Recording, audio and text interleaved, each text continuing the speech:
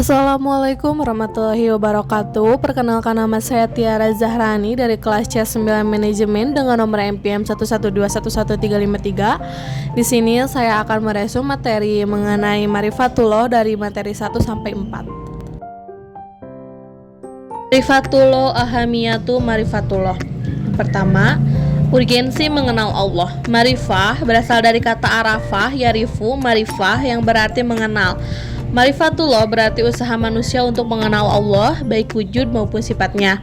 Menurut Ibnu Al-Qayyim, marifatullah yang dimaksudkan oleh ahlul marifah atau orang-orang yang mengenal Allah adalah ilmu yang membuat seseorang melakukan apa yang menjadi kewajiban bagi dirinya dan konsekuensi pengenalannya. Manfaat mengenal Allah. Yang pertama, Al-Khalifah, Quran Surat An-Nur ayat 55. Yang kedua, Tamkidun Din, yaitu diteguhkannya agama Islam di muka bumi, Quran Surat Al-Fat ayat 28. Yang ketiga, Al-Amnu, bahwa Allah Subhanahu wa Ta'ala akan mengkondisikan orang-orang yang beriman rasa aman dan tentram setelah sebelumnya mereka selalu ditimpa keresahan dan ketakutan. Yang ketiga, ciri-ciri dalam Marifatullah. Yang pertama ada asma Allah Subhanahu wa Ta'ala. Yang kedua ada sifat Allah Subhanahu wa Ta'ala. Yang ketiga ada af'al, perbuatan Allah Subhanahu wa Ta'ala yang terlihat dalam ciptaan dan tersebar dalam kehidupan alam ini. Yang keempat ada sikap sidik dalam bermuamalah, bekerja karena Allah Subhanahu wa Ta'ala. Yang kelima, ikhlas dalam niatan tujuan hidup. Yang keenam, sabar menerima pemberlakuan hukum aturan Allah Subhanahu wa Ta'ala atas dirinya. Dan yang terakhir, berdakwah atau mengajak orang lain kepada kebenaran. Keempat, dukungan dalil yang kuat. Dalil nakli, Allah Subhanahu wa Ta'ala menurunkan Al-Quran sebagai petunjuk dan juga peringatan untuk umat manusia.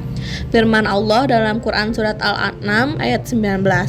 Lalu ada dalil akli, jika manusia merenungkan apa yang terjadi di alam semesta, pasti akan menyadari bahwa keharmonisan sistem alam semesta tidak terjadi secara kebetulan.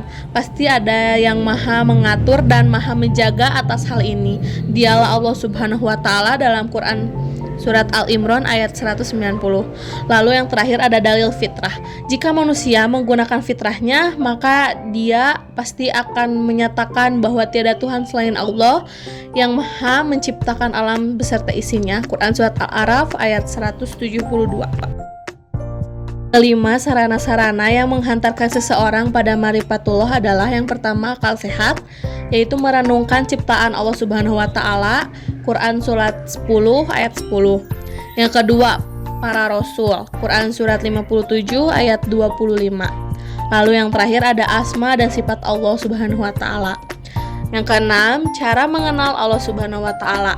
Yang pertama, jalan yang dilalui bukan atas dasar petunjuk Islam. Yang kedua, al-hawas atau panca indera, dan al-akli atau akal pemikiran, karena tidak diikuti dengan keimanan terhadap hasil pencariannya, itu timbullah prasangka dan keraguan-raguan.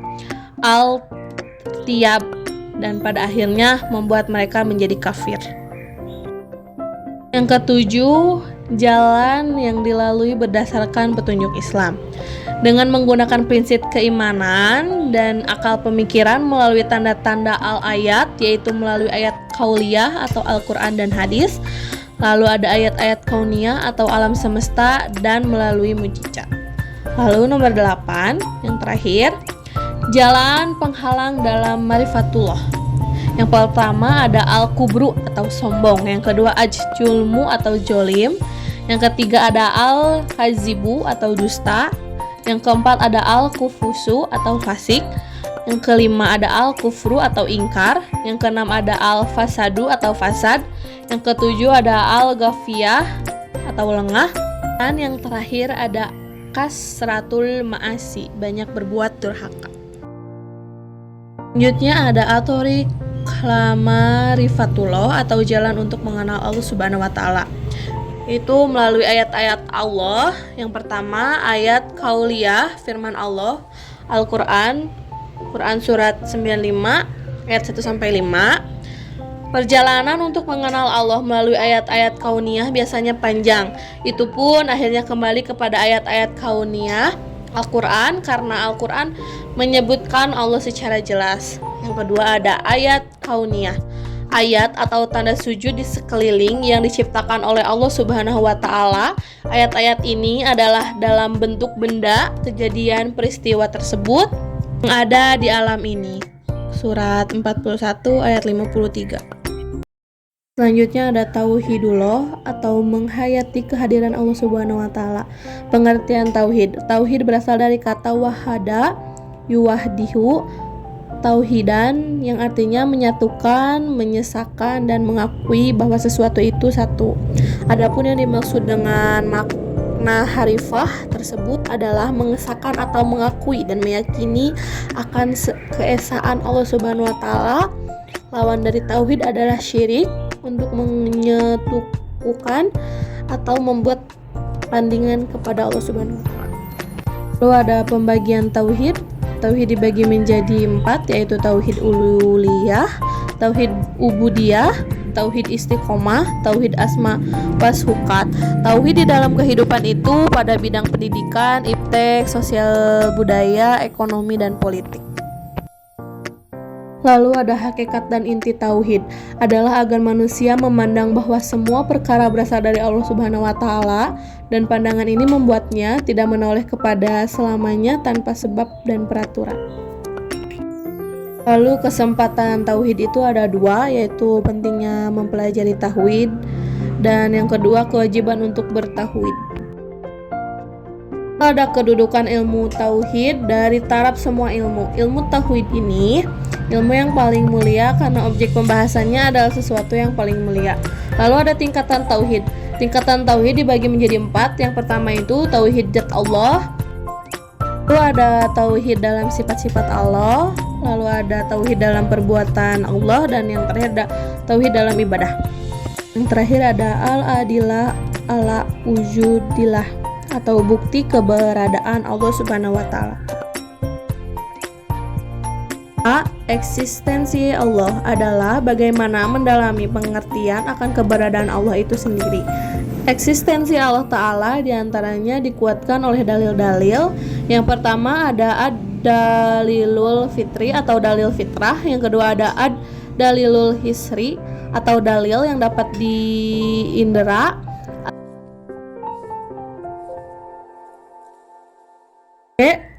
Mengagungkan Allah. Cara untuk mengagungkan Allah Subhanahu wa Ta'ala itu ada 4 cara. Yang pertama itu doa, yang kedua menjauhi perbuatan maksiat, yang ketiga merenungi penciptaan Allah, dan yang terakhir mentadaburi kitabnya. Dan yang terakhir C, mentauhidkan Allah. Ilmu tauhid terjadi dasar pedoman dalam sejarah ajaran Islam. Ilmu inilah yang akan membantu manusia menetapkan akidah keagamaannya melalui dalil atau aturan yang jelas. Quran Surat Al-Abyan ayat 92. Sekian yang bisa saya sampaikan mengenai resum bab 1 sampai bab 4. Mohon maaf bila ada kesalahan kata atau pengucapan. Terima kasih. Wassalamualaikum warahmatullahi wabarakatuh.